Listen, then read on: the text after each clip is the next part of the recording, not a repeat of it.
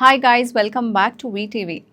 ఈరోజు మనం టాలీవుడ్లో ఇప్పుడు నడుస్తున్న హాట్ న్యూస్ గురించి మాట్లాడుకుందాము. మన darling Prabhas next movie Fauji. Already Hanu Raghavapudi డైరెక్షన్లో వస్తున్న ఈ సినిమాకి మంచి హైప్ క్రియేట్ అయితే అయ్యింది.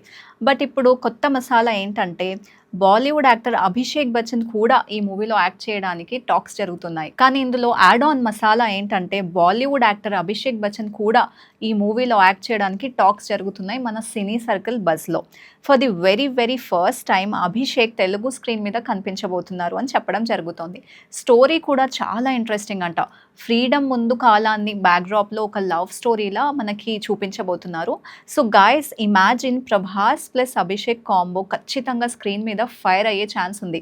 మరి మీరు ఈ కాంబో కోసం ఎక్సైటెడ్ ఉన్నారా? కామెంట్ చేసి మాకు చెప్పండి. మరిన్ని మూవీ అప్డేట్స్ కోసం సబ్స్క్రైబ్ చేయండి వీటీవీని.